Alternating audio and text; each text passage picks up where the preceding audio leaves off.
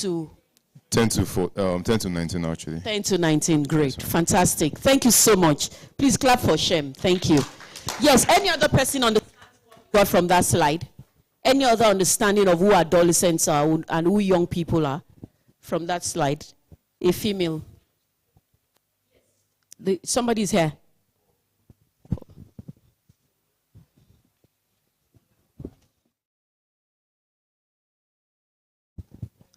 Okay, adolescents are young people and they are not homogeneous. That means they are not of the same kind. They are different people. They think differently, and they are between the ages of 10 to 24 years. That's what I understand. Fantastic. Some years back, we that make young people vulnerable, young girls and women vulnerable to HIV and AIDS. And it brought out the beauty of the homogeneous nature of young people. Young people in the north, their perception, the way they address issues, young people in the south, very dynamic research we did. And the actions from that research, because we implemented for about 3 years, and the actions from it was really fantastic. In fact, we still allude to some of the results from it, and we still use some of those models in country. Fantastic contribution. Any other person understands your understanding from this slide? Okay, another.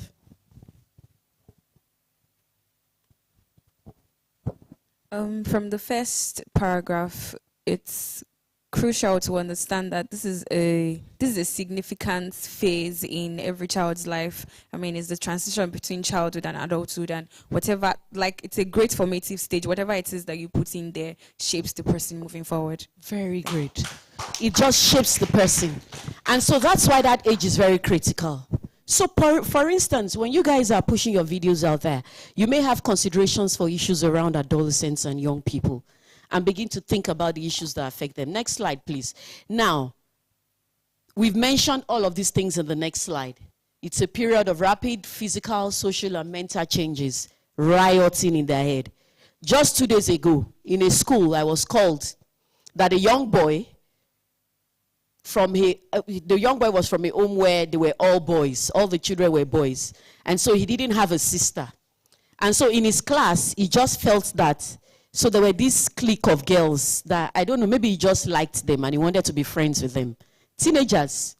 And then the girls now suddenly said, the girls suddenly started whispering that so person is stalking us.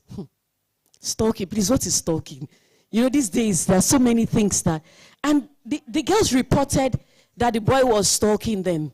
You know, maybe when they are going out, when they get up and they are going out, the boy will just, want to hang around them and all that. And it became a big issue.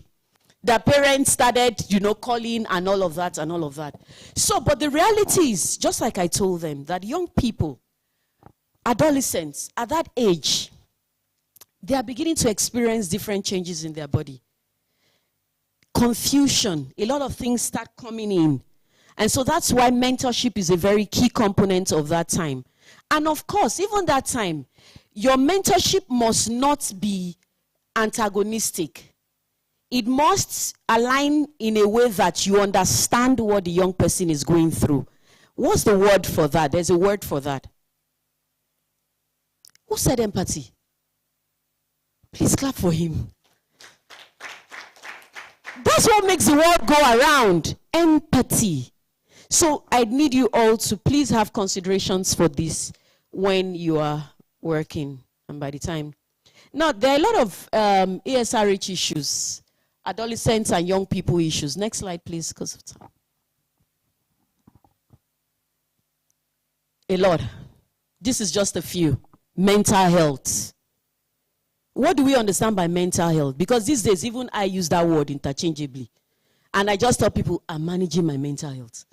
When information comes and I see that, hey, this one is going to derail me, I just tell them, please, can I please refer you to, I'm managing my, please say it, I'm managing my.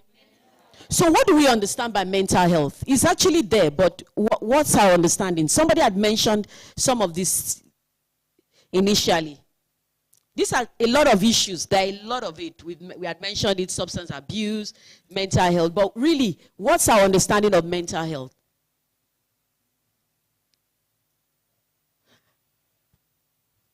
Our understanding of mental health. I love this idea. Okay, somebody's hand is up. But I was going to, please give her the mic. She was smiling at me and not looking at me, so let's give her the mic, yes. Yes, please. Your understanding of mental health.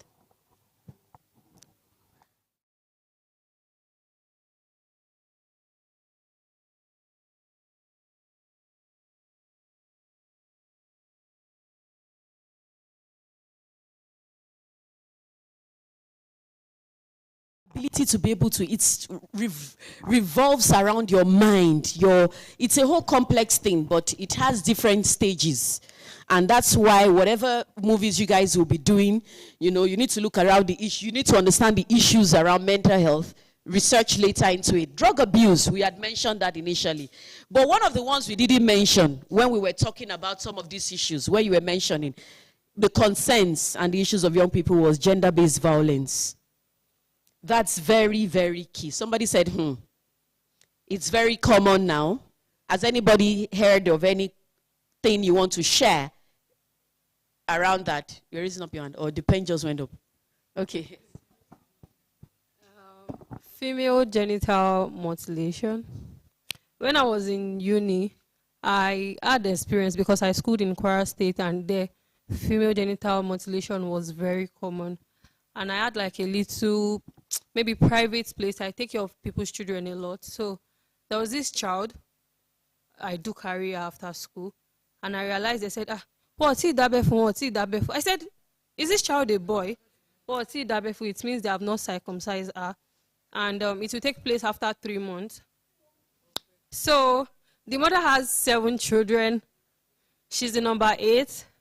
Lo and behold, I was lucky enough to talk to the parent, and she wasn't circumcised. I think she's about 4 years old now and not circumcised. That little intervention, because do you know, some years back when I was on the field, there was a conversation there was a research, because at that time, I think I did some work with female sex workers. And, then we were trying to study and see some things around what was happening. And there was a research, I can't remember if it was in Uganda or one country, where in that research, they found out that there was a particular community where the girls, the women, the female were circumcised. And they saw that they had, those female that were circumcised had a desire to want to have more sex, because they felt like they never got orgasm. They felt like they will never really get there. So there was a need to want more. So much later, we can build it into the plan. Yes, so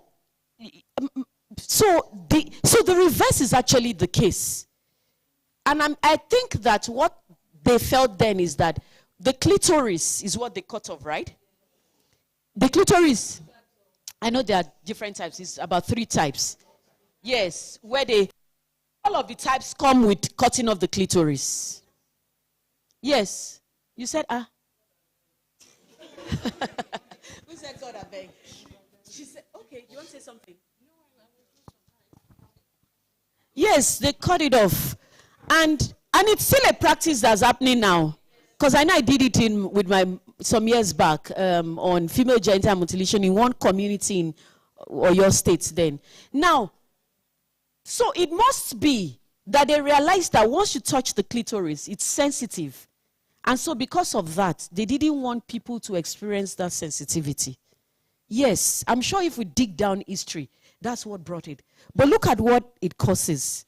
One, we don't have time, so I can't really dip into some of these conversations. But the reality is that female genital mutilation you mentioned, what that does to the female is that it even exposes the outer vaginal area to more infections. And so it's just a lot. That's just to mention 1 or 2. So imagine if your storyline tells a story around that conversation and you build something. So I hope you're all understanding the whole idea of what we're doing. Hello, guys. Does anybody else want to share something else? On drug abuse, unplanned pregnancy. So now, let me talk about unplanned pregnancy. I recall that on another field experience I had,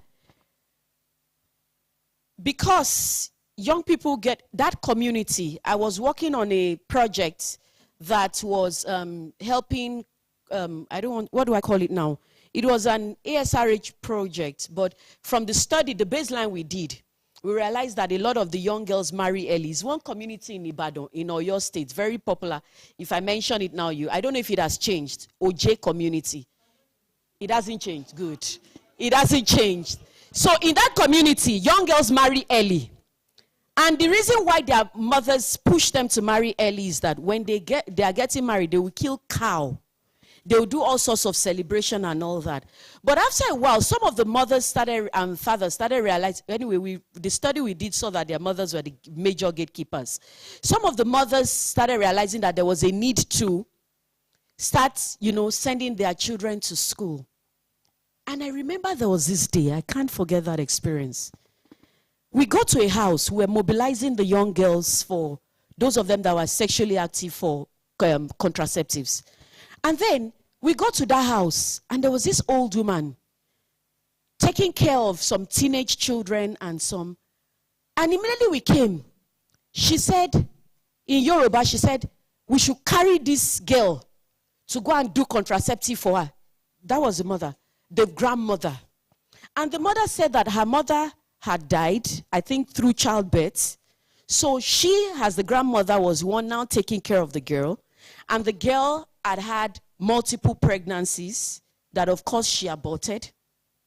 And now, the girl had aborted. And the grandmother said, we should take the girl to go and do contraceptive for her. That the girl, whatever. We later enlisted the girl in one program we had to build her life skills.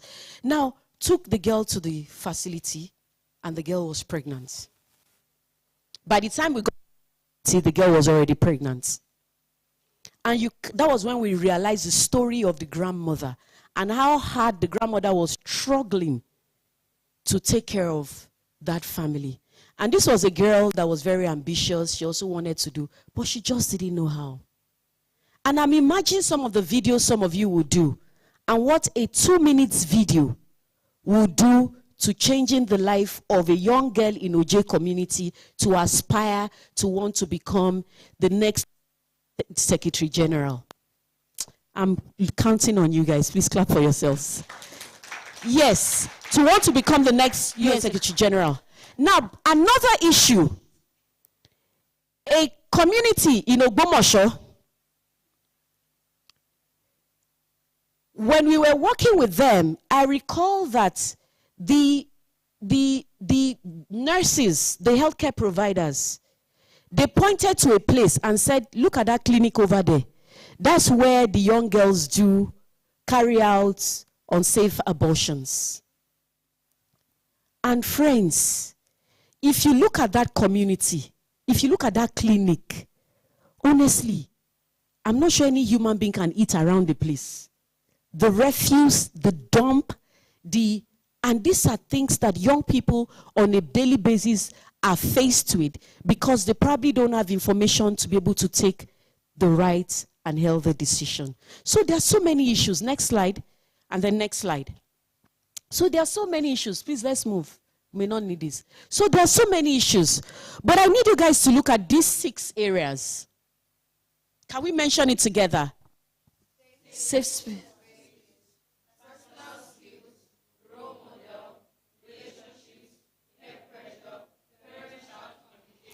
Can you remember you talked about a lot of it? Somebody also mentioned peer pressure, mentioned career path, and all of it. Self-esteem is within the personal skills. Now, these are like the heartbeats of some of the things that you may be, the thematic areas that you may be picking topics around to be able to. Now, what is safe space? Next slide. Oh, sorry. The spelling of that V, that's a typo. Safer schools. Stories around how to keep our schools safe. Did anybody see the video that went viral in Enugu of some boys that were bullying another student? Did you guys see that video? That video messed with my mind for days.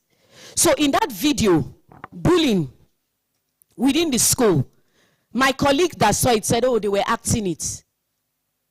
Initially, I thought they were acting it until I saw the story around it. So there were a group of boys that surrounded another boy. And in the middle of it, they put the boy in the middle and they were, what were they doing? Who saw the video? You saw it? Yes, just tell us what you saw. Well, most of them, as the boy was lying down, most of them were using belts and they were matching him. And doing all sorts. And so when we started panicking, another colleague called another one. So what have they done about it? You know the way we respond to these things. What have they done about it? Another. And I told my other colleague, I said, that's the one we saw on video. What about the ones happening? You just see a child wake up and say, I'm not going to school. And the father and mother will flog him again to go to school. So there are a lot of issues. Our role is to be able to see how we can dynamically address those issues. How do we make schools safe? We have some policies. We have safe school policies. Some people in the south are enjoying. Who are those from the north here? I know some southern parts. Who are those from the north here? Aisha, what part of the north are you from?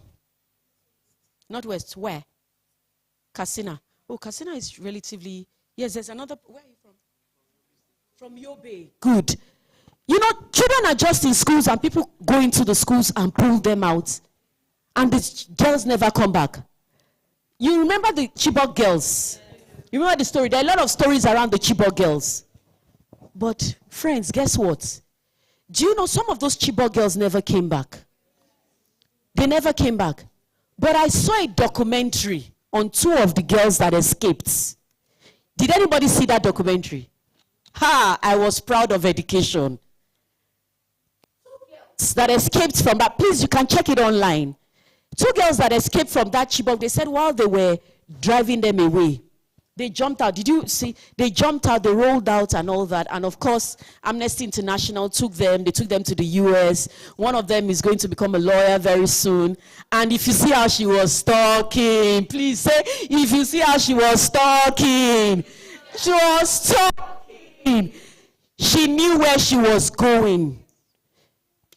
So our thinking, the way we want to solve the challenges of ASRH, we can consider focusing around education response.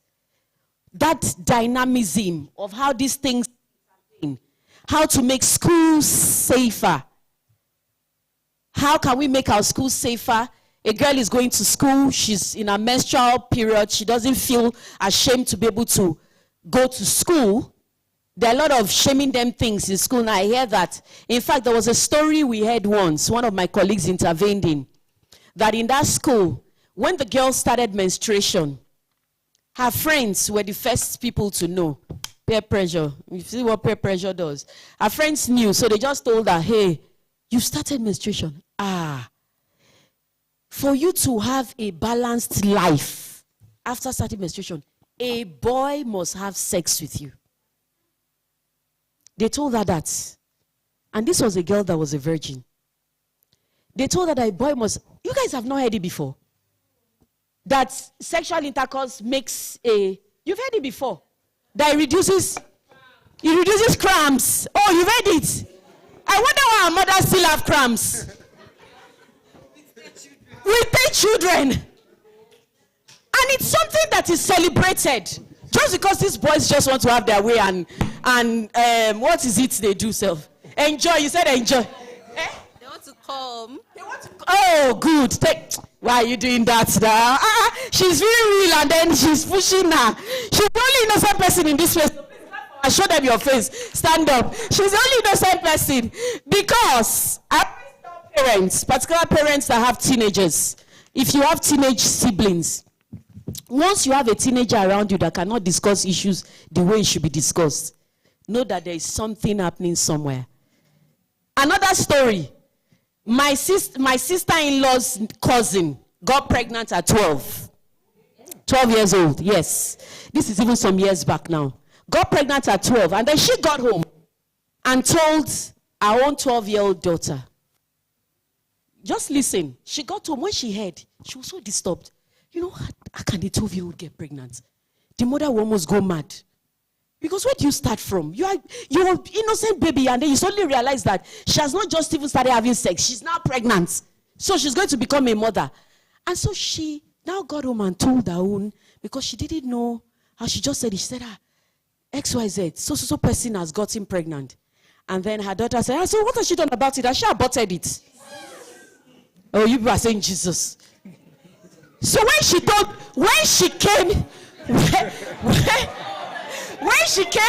this thing I'm saying is years ago.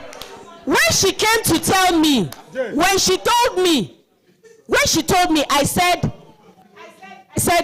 told her, I said, see, auntie, your daughter is still very innocent. Because if she was not innocent, immediately you said it, she would have just processed it in her mind that, how can that her cousin be that stupid? She would have processed it, and she would have just kept quiet and smiled. But as she opened her mouth to say, what has she done about it? I said, your daughter is still redeemable. So I asked her, I said, so what did you do? She said she couldn't talk for like a week. But after 1 week, she now called her. Listen to what she still told her. She called her and said, you know, when a girl gets pregnant and she aborts it, you know, those conversations are tough for mothers that don't start early. That's why you have to start early.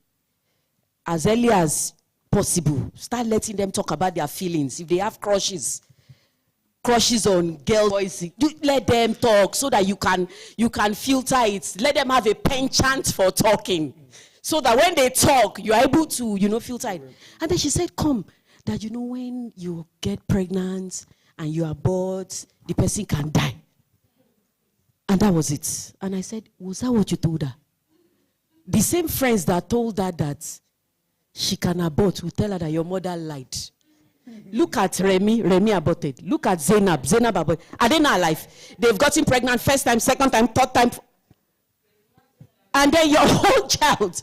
There is nothing you tell your own child again. That the child will just be looking at you that, look at this one. That's why they say that some parents are just living in fool's paradise.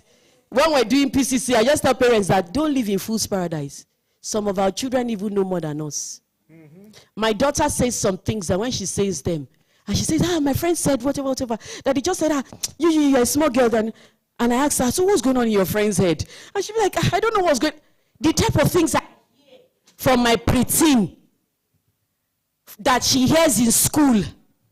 Because you are here at home thinking that your children should not watch. I censor their movie, censor their this, censor their that, censor everything. Last week my daughter told me, I hope she'll forgive me if she hears this. She told me that one of her classmates, that one has, I always see that one with an iPad when they're having programs. She holds an iPad and all that, and I will just be looking, because these days you mind your business before somebody will insult you. Until you have the microphone to talk to an audience like this, that's when you say what you need to say. So she now told me, she said her friend was saying that she didn't want to go home again. I was like, your friend? That her father suddenly stopped her from watching Instagram, and these preteens, some of them already have pages on Instagram, on this Snapchats and OnlyFans, and they're just out there. And she said she didn't want to go home because home was becoming boring, because the parents had built fun around social media things and all that. But then, really, do you really blame parents? I'm sorry, forgive me for not, because economy is, what are the terms you people use for economy now? Some parents are 24/7 working because you put your child in a school where the child needs to, you have to pay school fees, you free education. So parents, so the little time they have, they don't even want to talk. They just drop the phone with the child, let the child, but I'm not saying it's right or it's wrong. I don't think it will be helpful for the child. But these are a lot of conversations. A lot of issues. Teenagers getting pregnant. Those are not even teenagers getting pregnant. Now, if 10-year-old, 9-year-old, some of them are experiencing menstruation early. 8 years. And that's not it all. That's not all of it. And there are a lot of pedophiles out there. I had some years back where the girl, the woman, was her husband, that I don't even get sexual pleasure from you. That I sexual pleasure from a little girl that sits on my leg. Yes, true life story. I have no reason to tell you guys. Like, everything I tell you are things that have happened. True life story, that he gets his sexual pleasure. And this man, if I tell you the type of position this man is, the religious position he holds, and then somebody will say, no, don't put words in my mouth. Oh. Tell her to leave me alone. Oh. Leave me alone. Oh. The respectable man is in. And he said that to her. You know, he said it because he wanted to break her. Guys, I don't have so much time. There's a lot to say. But you know, now reflecting on what that man was doing to the girl, he wanted to break her. And you know, it's not easy. It's difficult to break a girl or a boy that has been very. Now, in a situation where you have a child or a young person, for instance, now, all the messages you guys develop, you push them out there. They have access to it. And they have supportive parental environment, community and all that. And that child is very confident. You know, in my children's school, I tell them that, see, I don't remember the maths and English they taught me when I was in primary school. And it's the truth, I don't remember. I wasn't lying. I don't remember. But I tell them that if you take a child's confidence, self-esteem from that child, you can break the child forever. In this your generation, you see people, there are some meetings I go to. I'm so sorry, I don't want to say this. Some meetings I go to, and you just see somebody stand up and talk confidently, say a lot of, and everybody's looking, and the person finishes talking, and everybody claps, pop, pop, pop, pop, pop, pop. And then in my quiet space, I'm saying, so what did that person say? You guys have never experienced it. Confidence. It says a lot. And then when they want to assign executive roles to people, who do they pick? The confident ones. So there are some things that are very integral.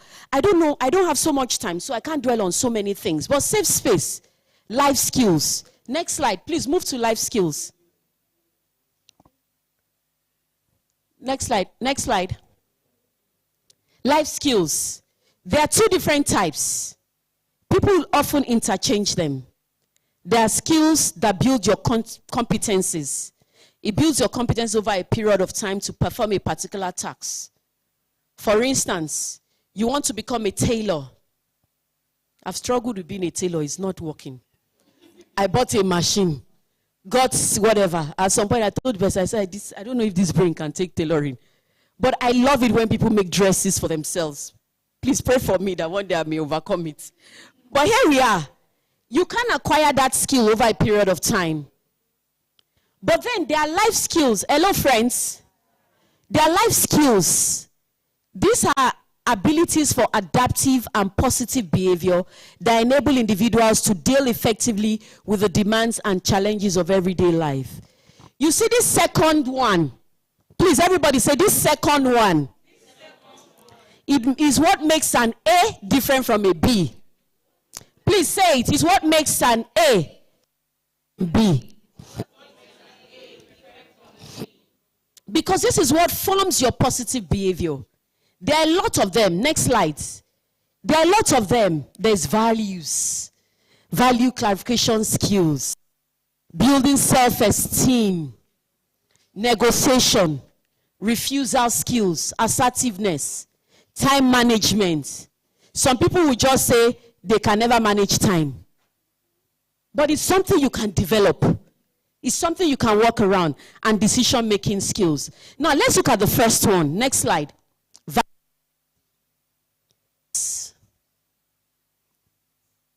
This is very key. Please listen.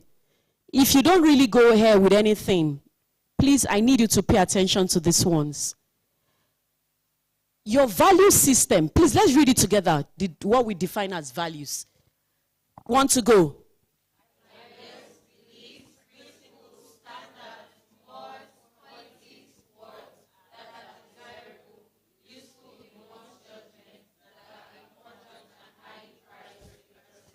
Excellent. Some families value education, like my own father's family. Yes, education. Some families value, give me examples of things that families value. Marriage. You must marry. Yes. Rich man. Is that a positive value system? Please, marry rich man. Why are you not rich? Have we asked ourselves that question? I see some of these things on social media, and the men are now projecting, why will you say that you want to marry a rich man? Why did you come with riches from your father's house? Meanwhile, your father was not rich, but you want to marry a rich man, and then you want to drive one young boy to go and be doing yahoo yahoo. But a very good one. It's a value system that some families hold. Any other one? Yes, sorry. Business. Business. Some families value business. As the child is born, they are inoculating the child with business concepts, business ideas, because the child wants to take over the grandfather, the great-grandfather's business and all of that. Business, fantastic. Any other one? Traditional beliefs. Some families don't joke with it. Traditional beliefs. Traditional beliefs. Don't joke with it. Yes. Culture. Culture. A lot of families don't joke with it. It is our culture. This is how it has to be. Great. Another one. Can you say that again?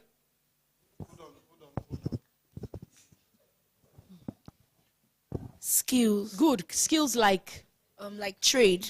Trade. Iyalaje or the likes of, you are an industrious person, you want your child to be industrious. Yes, and your children, your family. Christianity. Yes. Christianity, religion.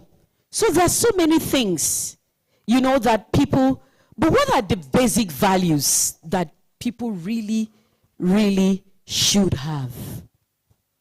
The positive values that we want to project as young people. Yes, behaviors, yes. What I mentioned some of them. Behaviors like paying attention and giving more of your time to study. Studying. Yes. Good. Giving your time to study. Yes. Yes, fantastic. Committing to something. Another person, any other person, yes. Please give him. I know he has. Not Shem. No, I've left Shem. No. What's your name? Tobechuku. Lovely name too. Yes. Examples of behaviors, positive value behaviors. Discipline. Hit it. Behaviors. Yes, Shem is. Good relationships. Good. I've heard discipline, commitment. Yes, I'm listening. Setting goals and wanting to achieve them. Respect. Respect is a behavior. I usually tell my children, nobody wants to associate with a disrespectful person. You don't want to be with someone that makes you feel as if you are nobody. Respect, yes. Shame, yes. Honor. Honor, great. That's a behavior, a human value. Good, yes. Being ambitious and industrious. Yeah, thank you. Please, can you project the next slide? She wants to say something. Tolerance. Tolerance. Some people just say, that's just how I am. I just can't tolerate. That's how God created me. This is we can go on and on. But look at some that I threw out there. Dignity. Honesty. Honesty is a value system that we all need, that is gradually living. I don't know if you've all noticed. Ah, it hasn't left. Please, don't make me cry. Has honesty actually left? Eh? Who will beat you? If you say the truth, I've had one mother-in-law that I told the truth and said, you are not even afraid to tell me the truth. And my man, I'm like, who do you think you are to think that I shouldn't, So there are different types of human beings. But, yes, you were saying something. No, has honesty left? Please, honesty shouldn't leave, oh. Because the reality is that posterity judges things. Because you may just think that, no, you are having, what are those practices they call? Sharp. Please, I want to learn new terminologies from you guys. Like, she said honesty has left. And I'm saying that there are some sharp practices now that people are celebrating. What are examples? What are the names they call those sharp practices? I know they used to call them sharp or fast life. Fast life. People think, but really, posterity always judges it. Because the reality is that when you build a tree without very strong growth, is that tree going to stand? Have you guys observed that fruits that live longer, they have deeper roots? Have you guys observed it? They have deeper roots. So if that foundation is not very sure, somehow things will go wrong along the line. Next slide, please. There are many things that affect our values, a lot, religion, teachers, whatever. I met a young boy at the airport once in Akure, and he told me, we're just chatting, and then he said, a young man, let me not say young boy, a young man. He said that when he schooled in Nigeria, his primary, and then he went to the US for his high school and all that. He said when he was in Nigeria, that his teacher used to tell him that he was going to become a vulcanizer. Do you guys know what that is? No, it's another level of mechanical. No. Now that's what the teacher used to tell him. And he believed it. Yes. Because he was living it. Thank God you guys cannot believe such things. But you know that there are still some things some people say that you still believe. And he was believing it. And only for him, his mother was, very committed woman. So somehow he found his way to the US. At the time I was talking to him, he was working with IBM. In the years, yes, somebody said, wow. Somebody that a teacher said would be vulcanizer. So all these things influence who we are and and we can choose to determine. And so when you're doing your movies, you must be conscious of all those external, and all of those other things. The value system is in the middle of it. Yeah, next slide. After values, the next one. Yes, the next one. Now, self-esteem. I'm just going to look at that. Just look at that picture. That's all I need you to look at. Who understands that picture? Who understands that picture? Let me have someone. Who understands that picture? Yes, sir. Do you understand that picture? It's just. Let him look at it so he doesn't say the wrong thing. Yes. It really represents how you see yourself from what's there. You might look small, but like what you carry is bigger than you. Really. One might look small, but what you carry is bigger than you. What you carry is bigger than you. Thank you. Please clap for him. Look at a cat. What was the cat seeing in the mirror? A lion. Now I remember when, in fact, I think I'd even started working. Permit me to give you guys this gist. So, I can't remember what someone was saying. In school, okay, let me talk about when I was in school. In boarding house, one night, somebody just came. Looked for all the girls in the class that had small breasts.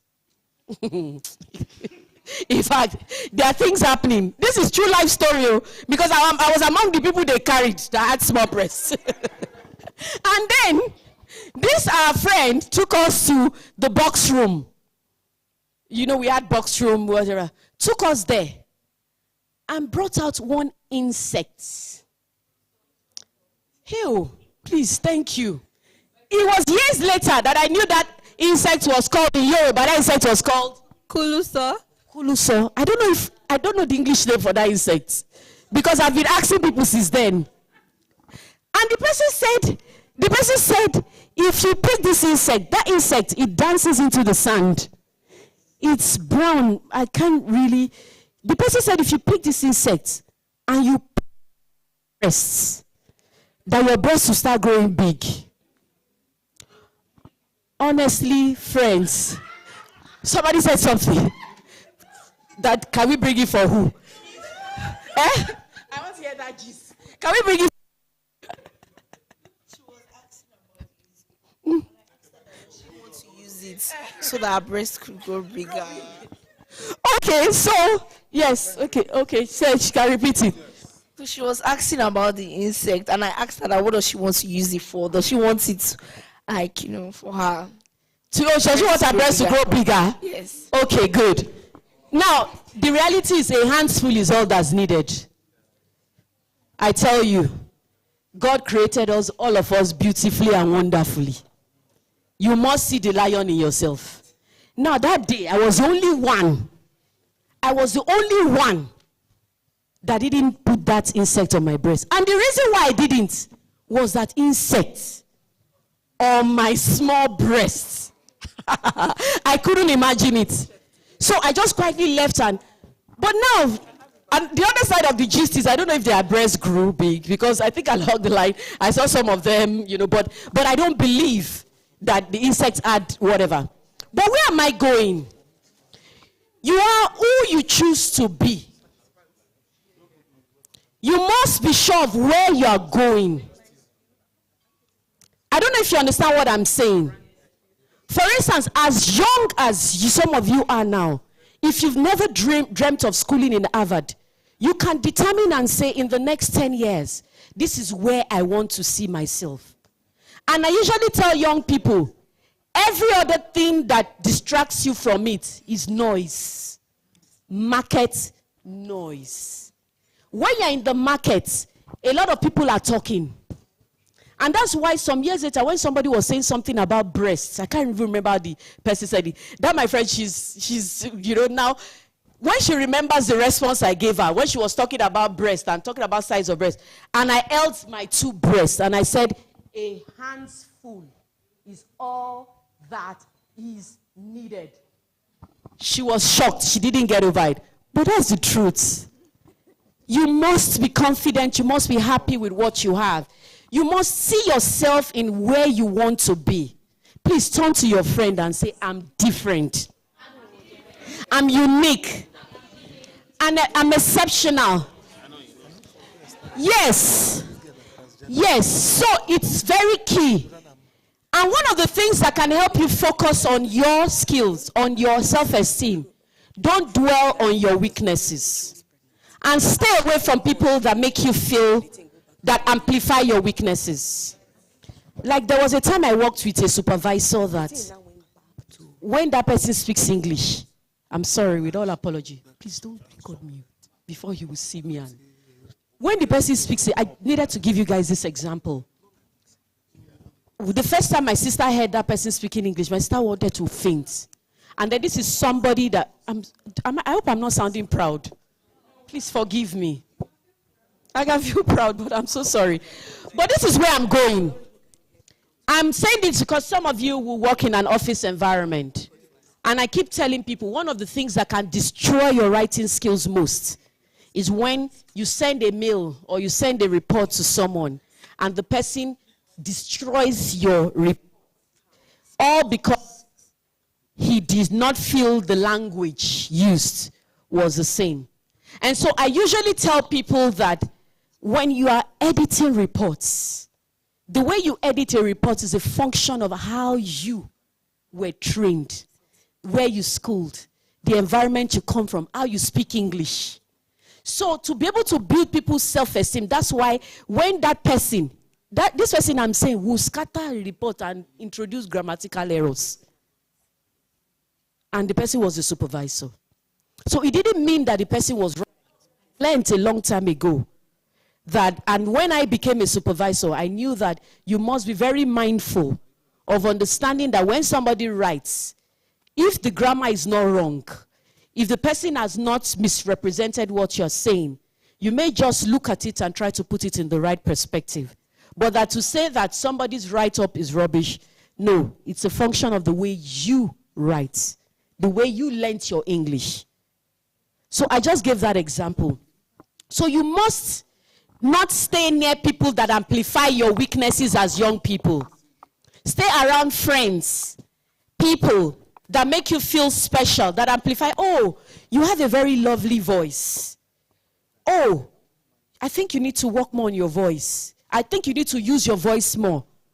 You have people that, there's somebody in this room that does that very well.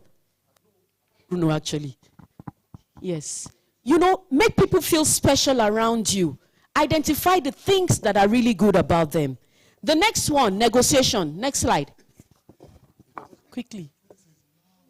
Negotiation. How do you guys understand?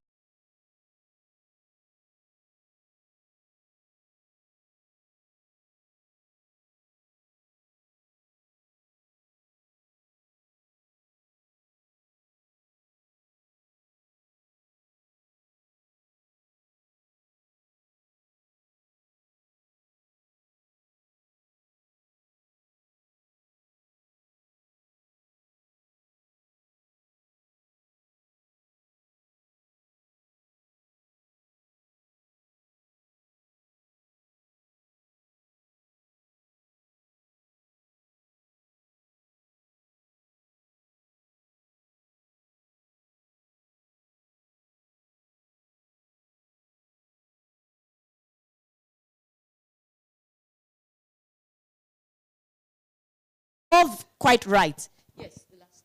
No, you raised your hand. I saw you raise your hand. Basically, cooperation. Cooperation, good. Cooperation. For many years, I didn't really understand that when you negotiate with someone, let me just ask us, when you negotiate with someone and you leave the place feeling as if the person cheated you, how do you feel? How do you feel? Come back. What did you say? You won't feel comfortable. But what would be your plan? Retaliate. You want to come back for return match. To make it 1-1.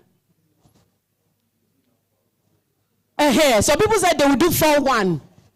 So the reality is that in negotiating, you must abide to compromises so that both of you have a win-win. Yes, you want to say something? Yes. No. At the back, yeah, behind you. Thank you. Good afternoon, everybody. Good afternoon. Well done. Please let's put our hands together for our wonderful teacher. Yeah. So I just wanted to add to the negotiation skill because of a story of my life, and I believe that I am where I am today because of this negotiation skill. So in junior school, I attended Command Secondary School, and in junior school, the way they do it in Command is that those that have the best WAEC, junior WAEC then, would go to science class automatically, then followed by commercial class, then followed by art class. I don't know, is that what is still obtainable now? Okay, so that was how they did it then, in Command then. And then in the science class, we had 3 science classes, gold, brown, and orange. The best of the best, they are in gold, followed by brown, then orange. So as the thing would happen, when junior YA came, I was thrown into commercial class. I remember I wanted to be a doctor right from primary school. So I went home, told my mom, this is what happened. My dad had already resigned to fate that it's not possible that I'll be a doctor again, because you can't even be a doctor if you're not in science class in the first place. So imagine how that would be. So I begged her. Then my mom followed me to school, and we went to see the school counselor then, who was in charge of some of those things. And that was where this negotiation skill came to play. So we negotiated my destiny, basically. We negotiated my destiny, basically. So the negotiation was that they should put me in science class for SS1 first term. And then if I fail either physics, chemistry, or biology, any of the 3, if I fail just one of the three in my SS1 first term, they'll put me back to commercial class where I belong. And we agreed that, okay, that's a win-win situation then. Yeah. And we all agreed. Yeah. And now you can guess the kind of science class they will put me now. Which one? It's orange now. Yeah. Those of us that beg to enter science class is orange. So that was how, and then I now eventually passed the three. And then some people that initially were placed in science class did not pass some of those. So at the end of the day, it's still about what you make out of your life. And look at how negotiation helped just change the entire trajectory of my destiny from junior school. I don't know if it's a good thing now because my friends are in the bank now, they're making money, so I don't know if I should have remained. Thank you. And here you are changing lives, affecting lives. So I think it was a good thing. But that's a very good illustration of negotiating your destiny and negotiating what you really want. Compromises. Remember what he said, that his mom said, oh, they didn't think he was ready. I don't want to use the word good enough because commercial is also good. But they didn't think he was ready for sciences. But his mom said, okay, let's just give it a trial. And the school teacher would not have had an option but to do it. And look at it. Look at how it played out. So in negotiating, it's usually good to have like a win-win. A good negotiation usually has a win-win. Bad one, crude business. They go away with terrible negotiations. But the reality is that it's not advisable. So that's it about negotiation. There's a lot of conversations around it, but next slide, please, quickly. So, can we read this together? Because it's a tip for building your self-esteem. Can we read it together? To always use I statement. Remember to inform learners. This was somebody speaking to some learners. So let's just read it the way we saw it.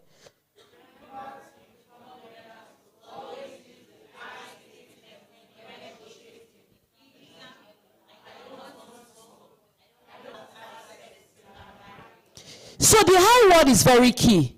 I'm maintaining eye contact. You know, immediately I'm talking to someone and the person is not maintaining eye contact, I realize that the person is struggling with self-esteem. You must maintain eye contact when you're talking to people. And you must be confident to take responsibility for your actions. Maintain eye contact, not stare, but maintain eye contact. You're talking to me. You must maintain it. So once, and pedophiles, and people that take advantage of young boys, young girls. I hope you know they take advantage of young boys now. Yes. It's very, very common. I know that some years back, I was called to a state in Nigeria where they thought I was still a lawyer. They didn't know that I was not. Anyway, it was my supervisor actually. And we got a call that in that part of Nigeria, they were raping young boys. Young boys were raping young boys. In fact, the story that was most alarming, please don't put me on social media with this conversation. The story that was most alarming was that, anyway, the boys, one of them still reached out to me on my birthday last month, talking about this thing. I didn't even remember again. The story that was most alarming was that they called us. One of my colleagues out of Nigeria was a counselor tester. You know, counselor tester that tests people, you know, too. And she said she tested a boy, and the boy turned out to be HIV positive.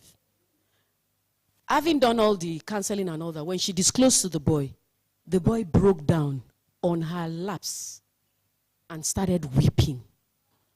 And when the boy was weeping, this is a true life story. When the boy was weeping, the boy told her that he went to a party. And that at that party, they put, I don't know, what are the names of those things they put inside? I can't remember their names now. Sedative, but there are some names they call it. Anyway, that they put it in the drink, and then they gang raped him. True life story. You are saying, true life story that was happening. They gang raped the boy, and they told him to enter a covenant with them. These are SRH issues that are real. Rudo will say I have penchant for, but if I continue to tell you so many, we won't live here today. But I need to say this because it's not just the girls. So when you are doing your films and all that, don't focus on the girls alone. Now, this boy and entered a covenant with him and said, see, those of us that gang raped you were HIV positive. And that if you tell anybody, you know, all those, if you tell, it is cowards that say if you tell. Once you hear that word, if you tell, that's when you should tell. Because that's when you will leave the tormentor's hands. And they told him if he tells anybody and all that, another boy, and this happened and all that. And then my supervisor sent me to that location to go and look at the issue. It was very rampant and all that and all that. You call them for programs in hotels, they gang rape boys in the rooms. The hotelers are complaining that they see blood on the bed sheets. You know, so there's a lot of issues happening. And let me tell you guys, you are change agents. You know, I kept saying it, and I feel emotional about this because I didn't personally want to come for this. I didn't have the time to come. But I felt that every time we pick a group of young people as advocates, is somewhere that I always want to be, even if it is a. Because one person here that lives with the determination for change can change a whole community. Look at what you did. For all you care, you might have stopped that thing amongst that family and saved one young girl from enjoying sexual pleasure in marriage. So we're change agents, and we must act as such. We must speak up. You can speak up through your videos. Speak up, be loud. But whatever approach we're using, we must be consistent in speaking loud, sharing the narrative, consistency in making change. Now that boy, I don't know where that boy is now. I know he's probably having a good life if he's not hiding. Because once a person is HIV positive and person goes into hiding.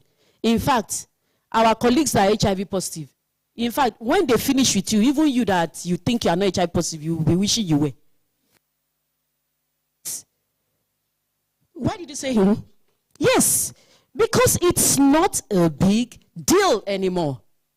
Because once you are tested early, you know your status, you're on antiretroviral treatment, you are consistent with your treatment. In fact, now I think they've even gone far because those treatments, the adverse effects are not like they used to be before. You live well, you whatever. I don't know how we program this, but one of these days, maybe virtually, we could just call one of them that are doing very well nationally to talk to you guys so that you see what I'm saying that is true. So it's not a big deal. So once the person is not hiding, that's why I really hope that that boy was confident enough, the society, family accepted him, and he told them and is confident enough to live a healthy life. Because yes, you can be HIV positive and be very healthy. And some people that have other infections or other diseases that don't manage them well will not survive. So that's that boy's story. You guys are change agents. Now for refusal skills. Refusal skills. Please, let me ask us. Having said that very sad thing, because I saw everybody's face looking very sad. But really it's something to be sad about. And it's happening every day. Speaking about. Now for this one is very key. Even for a lot of adults. At times I tell my husband, you have been a wrong peer pressure. When he tries to tell me to eat something I'm not supposed to eat, that the doctor has said, I'm like, you're eating this thing in front of me. Can't you say you won't eat it because of your wife? Because I'm not feeling like, how can I not eat this thing? You know how it is. Has anybody seen that video of the mouse and the cheese? Oh, we've not seen that video. Oh, you can check online, the mouse and the cheese. Now, for refusal skills, you must say what? No. I mean no. Now, let me give us an example. Please, come. Quickly. What's your name? Chukwuemeka. Great name. Chukwuemeka just acting no. Suddenly, is making advances at me, we find ourselves behind a closed door. Like young people are usually behind closed doors. You want to experiment to Mozart. Chukwemeka, don't be afraid.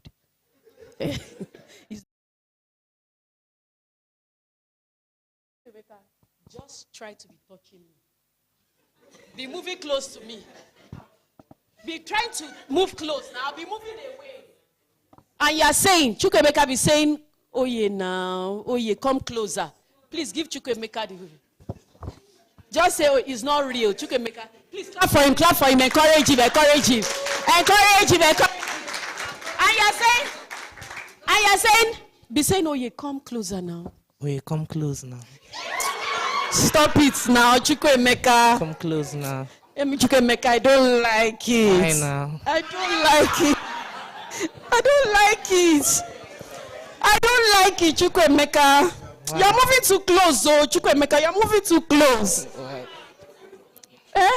You're moving too close to me.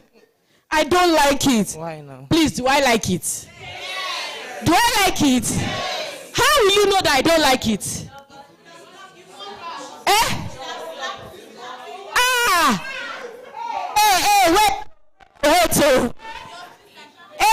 Wait, Chukwemeka, you heard them that I should slap you. If I slap you, what will you do? Please answer now, what will you do? I'll slap you back. Oshe, please clap for him. If you slap a boy, remember, like I always tell people, Dr. Sam was saying which day that you are, aren't you ladies want you to be like me? I said, no, I don't want to be a man. I'm a female and I enjoy my vulnerabilities and my feminities. If Chukwemeka, show them your hand. Your hand like this. No, raise it up. Please look at my own. If I slap Chukwemeka, will you feel it? He may feel it a little. But if Chukwemeka slaps you with his hand, what will happen to me? I will see stars. So please, thanks Chukwemeka, thank you so much. Please give him a round of applause. So please, when you mean no, mean it outrightly. Don't mean no and your body is saying something else. Before you know what's happening. Loba, what did you say, my dear? Lobato. Please, what's Lobato in English? It is finished. What is finished? The deed has been done. Done and dusted. So, but please don't respond to such things with violence. Because you never know who you're dealing with. Yes. The person could get violent, things could happen. And in Nigeria, you know, we don't really have, I hear we have forensics, but they are not using it. So they won't even know who did what. And the person will disappear. So say no and no. For instance, somebody is saying, let's skip class. No. No thanks.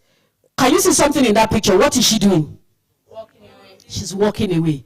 You are not saying no and saying, no now. What so if we skip class? What will we be doing? No now. No. You are saying no and you are turning your back to no and you are going. And that person knows that you mean what you're saying. Next slide, assertiveness. How do you know assertive people? How do you know assertive people?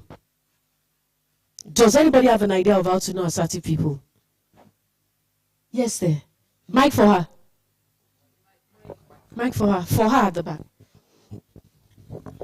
They are more focused and good listeners. Good. They are more focused and good listeners. Yes. Assertive people usually listen. Yeah, that's true. Yes, quickly. They're straightforward and always know what they want. Assertive people always know what they want. They're always very confident. Very confident. You know, there's a thin line between these things you are saying and aggressiveness. Yes. They are direct and honest. They are direct and honest. I'm still looking for one word. Yeah, principled. I'm still looking for aggressive people can be principled in an aggressive way. Yes, but yes, they're principled. I'm still looking for one word.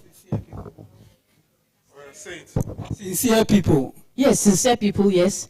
But I'm looking for one quality that describes, you've mentioned it all, you're all very right. But one, yes. Okay, yeah. Straightforward. I'm looking for something that makes you know that this person is assertive. It could not be a word.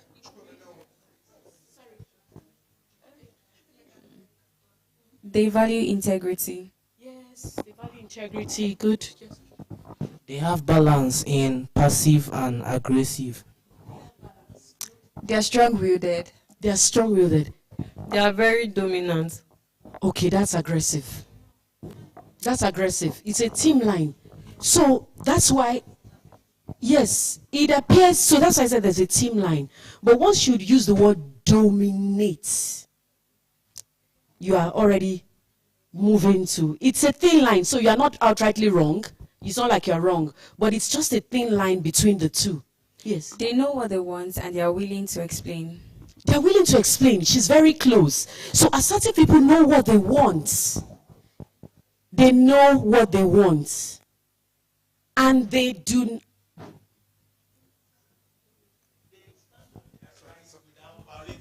Of others. Please clap for him. They stand on their rights without violating that of others. You know, the way you know an assertive person is, by the time you finish engaging with them, you know clearly what they want out of themselves. And they don't make you feel lesser than who you are. An assertive person will tell you clearly, I don't want to do it. Yes, I know you're telling me, but I don't want to do it. So that's the word. Others, the comparison and the line between assertive and aggressive. An aggressive person usually does not care what others feel. Crushes anyhow. This is who I am. Somebody gave that illustration for, this is who I am. This is how I have to express myself. You have to express yourself.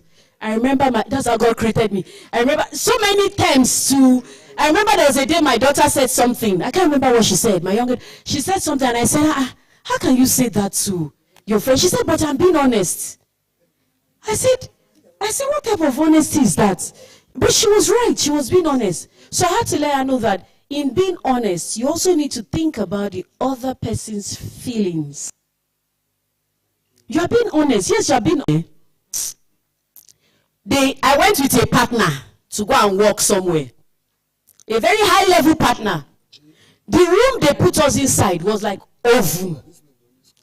The consultant I went with, at some point, was almost fainting. He had to tell me, the professor, he was telling, when we came out, he was almost collapsing there. So, and in 1,000 ways, I was communicating to this partner that, is there any way we can make this place, the way the UN, we're not allowed to say, I don't know if we're not allowed to say, but, there's a way you have to talk. And I thought I communicated in 1,000 ways to this man. I thought I communicated in 1,000 ways to this very high-level man, fantastic man, nice man. Because I told him in different ways, but I can't remember how I was telling him. I think at some point I said, okay, is it possible we get a hall that will be willing to, he punctured it. God said it in different ways. So after we finished, we went to eat pounded yam because they have pounded yam in that place. And then we got to Abuja. And so he saw my other colleagues and he was like, really enjoyed, whatever. Then my younger. Then my colleague, he will say the way it is. Said, after he said everything, my colleague now said, and you kept her in an oven. The man came to meet me later. Did I keep you in an oven?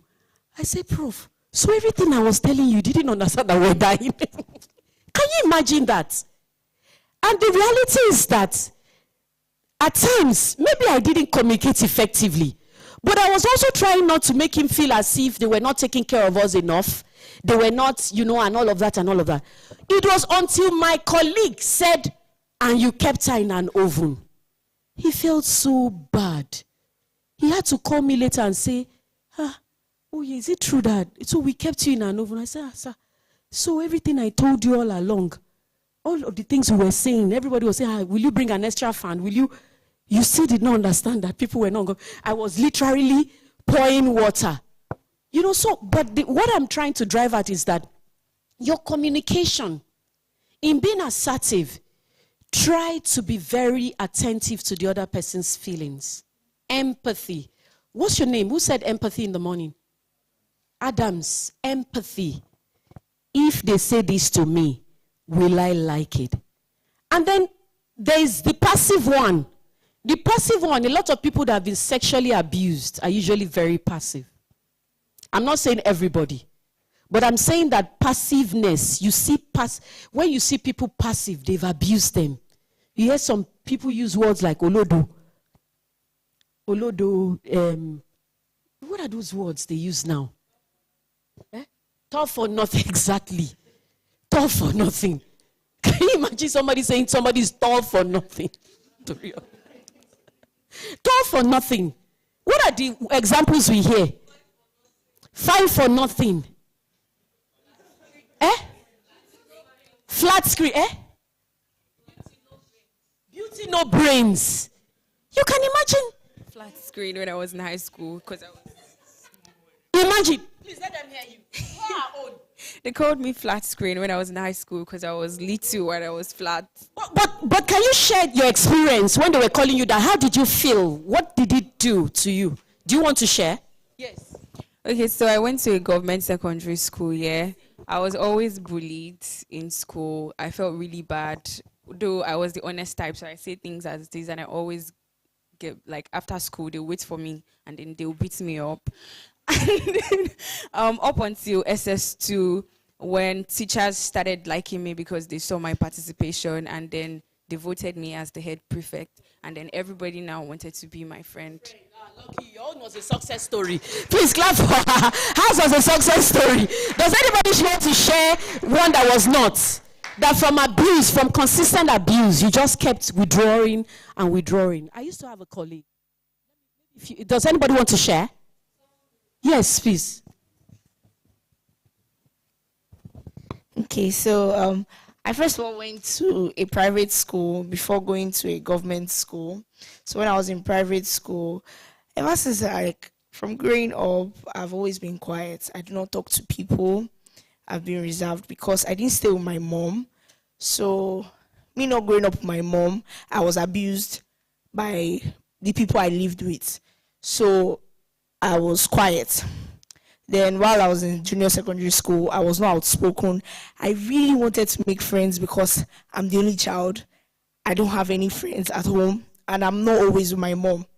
So anytime I want to make friends, they always talk me down and all that, but I just let it slide, because I really wanted friends. So that one passed.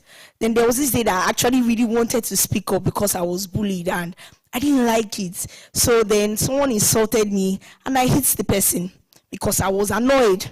I tolerated enough. So I hit her. Then from there, it did not stop them from bullying me. They still continued bullying me.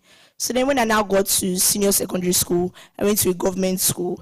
Then it was like an eye-opener for me. Even though I was still talked down in secondary school because I had low self-esteem, very, very low, I was still bullied in senior secondary school. And up until now, even while I was in university, I do not stay with a certain group of people because I feel inferior whenever I'm around them. And I'm still like that, because I didn't grow up with, like my family and all those people. So I do not speak up. I'm a very low person. So that's my. Can you give her a round of applause, please? Please give her a standing ovation, please. A standing ovation. Thank you. You want to say something? A standing ovation for her. What's your name? Oluwafikumi Taiwo. And a very wonderful name. Oluwafikumi Taiwo. Taiwo, and a very wonderful name at that. Oh, you want to respond? Yes. Good. Please sit. Please sit. Okay. For the first time, I'm a participant now. Okay, let me tell you guys something. True confession. While I was a young kid, I was abused sexually. Then going into school, I was very timid, just like her. Till secondary school. I couldn't talk. I didn't really have the courage to have friends. If you ask some of the people that know me, they are shocked that I'm an actor. Please, a round of applause, please. Because while I was in secondary school, I don't talk. I don't talk to anybody. I was living a very lonely, solo life. But I knew that I had something inside of me that I needed to bring out. I will always be in the bathroom and be the actor that I always wanted to be. And sometimes my mom will come and knock on the door and say, "What is in the bathroom?" I'll just keep quiet. Then one day I joined the industry.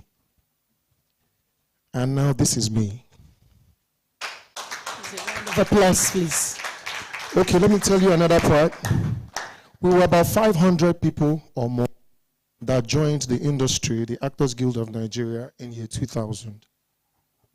We are not up to 5 of us that are successful. Please clap, please. And amongst these 5 people,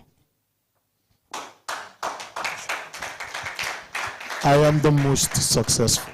Yes, please. Yes. So you might not understand why you are sitting down here.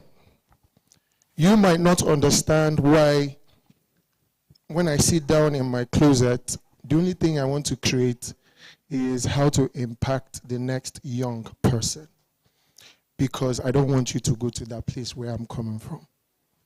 And I don't want you to experience it. Thank you.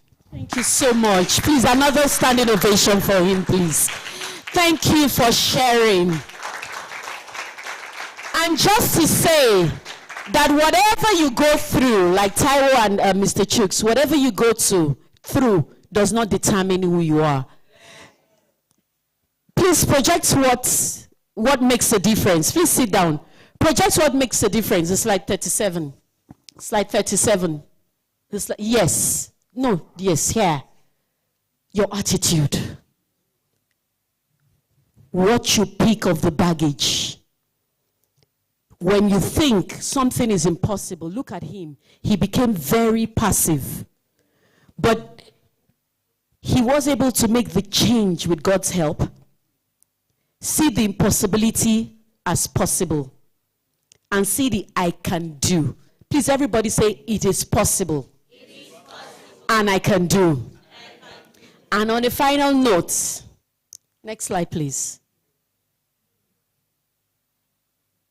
Next slide, please. Creating change. You are all change agents. People learn best when they are enjoying themselves.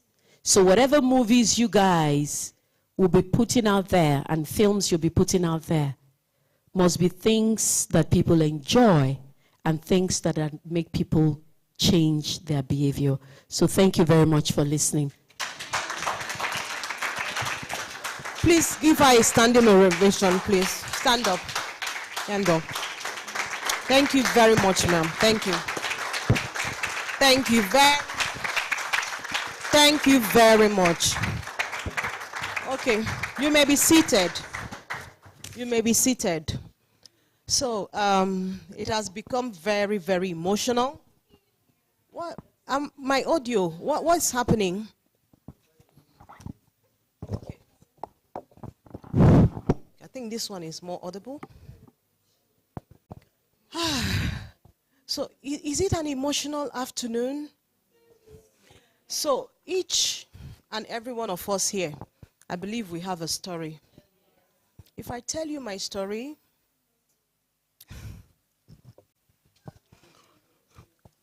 we will not move to the next level. My story is deep, like Chooks. We were supposed to be very vocal, but we found ourselves introverts because of some of the harms that happened to us while we were young. And some of those harms you could not mention them because you would always be criticized or blamed for being the cause of your problem. So, but that is what is called the story of life. So, I'm a broadcaster today. Some of my peers in the secondary schools, when they see me, they don't believe it is me. You know? So maybe that was why we connected. So, yeah, now I'm dotting the line. You know, sometimes these things happens spiritually, you don't know. So maybe that's why we connected. So, but I would not want to go into that story. I believe that every single thing that we have heard today, each and every one of you can relate to it. You can relate to it. And always know that in our time, yeah, I'm even surprised that till now they tell people when a man touches you, you get pregnant. That was what I was told. When a man touches you, you get pregnant. So, but still, if the message is still there, maybe it has been institutionalized. So, always have a voice. For every child I meet, for every young person I encourage, I coach, I talk to, I mentor, I have experience, I have opportunity to listen to them. I always tell you, find a way to let it out. Letting it out means don't be violent, but speak. Speak to somebody. There must be somebody you must talk to. Always find that person. Always identify that person and then speak. And that is why I will encourage us to take everything that we have learned here seriously. Make your notes, jot your notes, go back, reflect on them. And then you will be able to be a better person by the time you leave here. So a round of applause for all of you.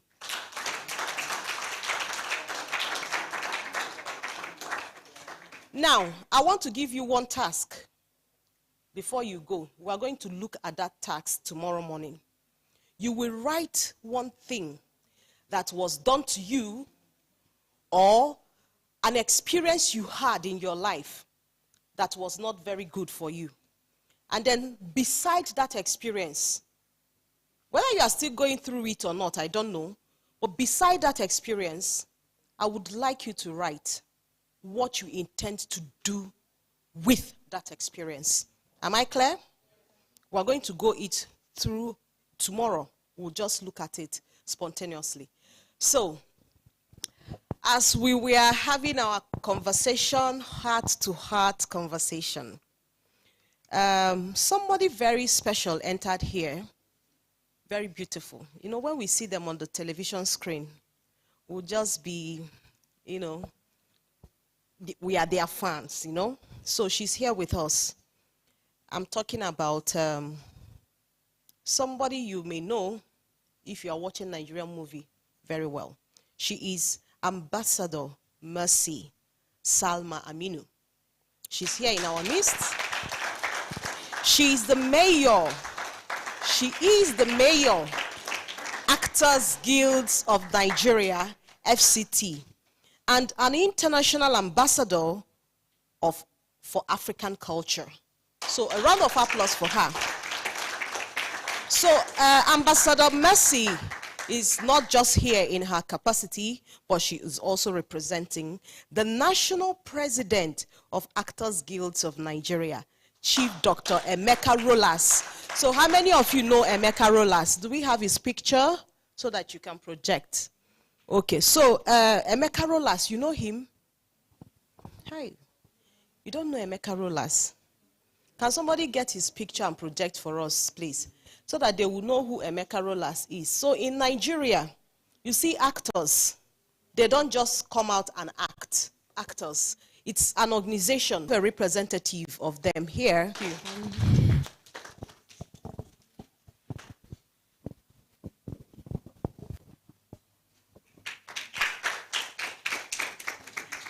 Good afternoon, everyone.